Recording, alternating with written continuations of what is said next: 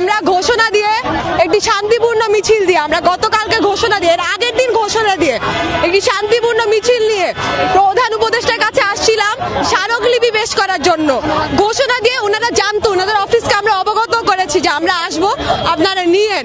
অথচ আমরা এইটুকু আসার পর আপনারা একটু ভাবেন, এই মিছিলের সামনে সবাই আমরা মেয়েরা ছিলাম, বিনা উস্কানিতে একটি শান্তিপূর্ণ মিছিলে এই পুলিশ যারা নিপীড়কদের ধরতে পারে না, ছিনতাইকারী ধরতে পারে না, মব বাঁচাইতে পারে না, ওই পুলিশ এসে আমাদের মারছে, জামা কাপড় ছিঁড়ে ফেলছে মেয়েদের, রোজার মাসে মেয়েদের জামা কাপড় ছিঁড়ছে এই পুলিশ। এখন ওই, এবং খালি তাই না, আপনারা দেখবেন ওখানে পিটায় পিঠ লাল করে দিছে, রক্ত বাইর করে দিছে, লাঠি দিয়ে পিটায়। না না, ব্যারিকেড ধরছে, গিয়ে কনফ্রন্টেশন হবে না, কথা হবে না, আমরা বলবো না যে আমাদের যেতে দেন, আমাদের কথা হয়েছে, এই সুযোগই তো দেয় নাই।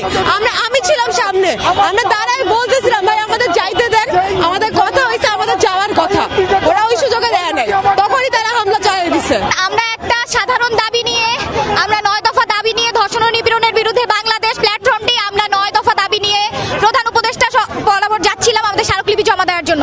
সেখানে